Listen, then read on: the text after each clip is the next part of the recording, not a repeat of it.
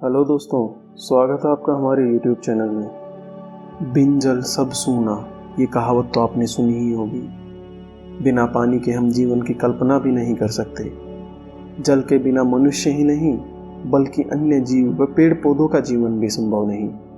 रोजमर्रा के हर काम के लिए हमें पानी की आवश्यकता पड़ती है। पानी की अहमियत किसी को बताने की आवश्यकता ही नहीं, क्योंकि ये जीवन का आधार है।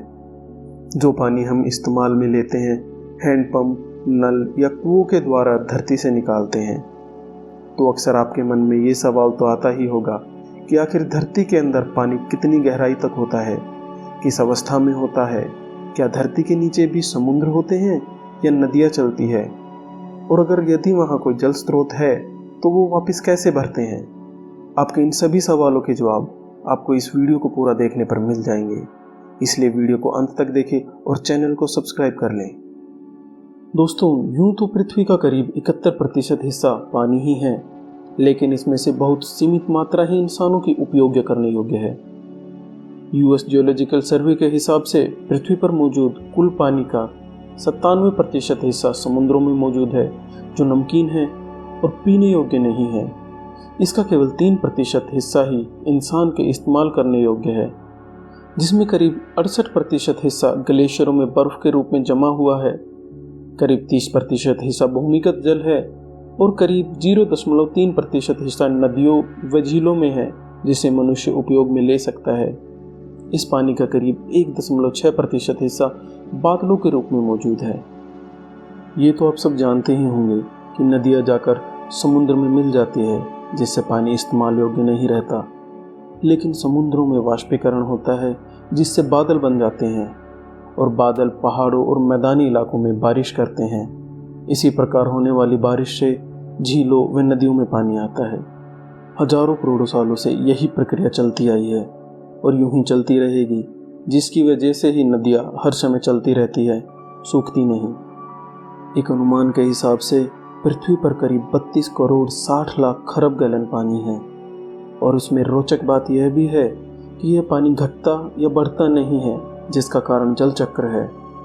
पहले पानी नदियों से समुद्रों में जाता है, वहां से भाप बनकर बादल बनता है और फिर बादलों से वापस बारिश के रूप में पृथ्वी पर गिर जाता है। अब बात करते हैं भूमिगत जल की। क्या वहां भी समुद्र या तालाब होते हैं, या फिर धरती के नीचे भी पानी की नदियां चलती हैं? दोस्तों, आपको जानकर हैरानी होगी कि धरती के अंदर भी पानी के समुद्र या तालाब मौजूद हैं। बेहतर तरीके से जानने के लिए पहले हमें पृथ्वी की संरचना के बारे में जानना होगा। पृथ्वी को संरचना के आधार पर 3 भागों में बांटा जा सकता है।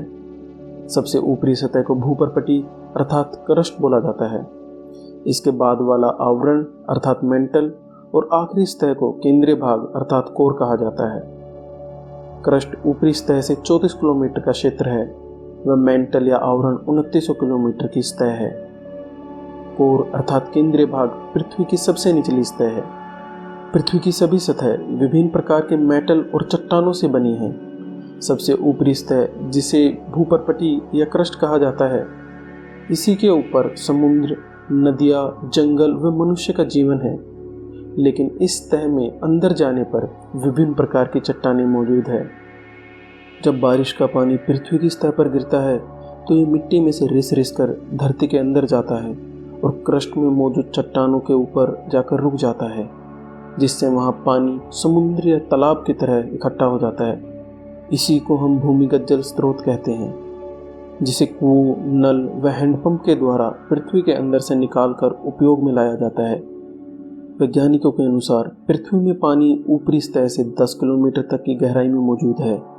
जैसे जैसे हम भूमिगत जल को निकाल कर उपयोग में लेते हैं, इससे भूमिगत जल का स्तर अर्थात वाटर टेबल कम हो जाता है, और जब बारिश होती है तो ऊपरी सतह पर गिरा हुआ पानी रिस रिस कर अंदर जाता है और भूमिगत जल स्रोतों में जाकर जल स्तर को वापस बढ़ा देता है।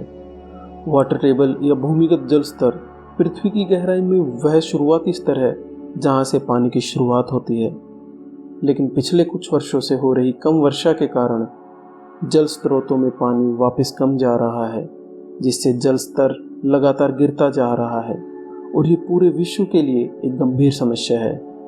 लगातार काटे जा रहे जंगलों और ग्लोबल वार्मिंग से हो रहे जलवायु परिवर्तनों की वजह से बारिश हर साल कम होती जा रही है, जिसकी वजह से भूमिगत जल स्तर लगातार गिरता जा रहा है। इसलिए हम सबको मिलकर पानी की व्यर्थ बर्बादी को रोककर अपनी आने वाली जनरेशन्स के लिए पानी बचाना होगा। आज की वीडियो में भी हम यही संदेश देना चाहेंगे कि जल बचाओ, आने वाला कल बचाओ। सेव वाटर सेव लाइव्स, क्योंकि पानी के बिना जीवन संभव नहीं। वीडियो से संबंधित कोई भी सवाल व अपनी राय हमें बताने के लिए कमेंट में लिखें। वीडियो पसंद आई हो तो चैनल को सब्सक्राइब करना ना भूलें, ताकि इसी प्रकार की आगे आने वाली वीडियो को भी आप हमेशा सबसे पहले देख सकें। अंत तक बने रहने के लिए धन्यवाद व वीडियो को लाइक व शेयर करना न भूलें।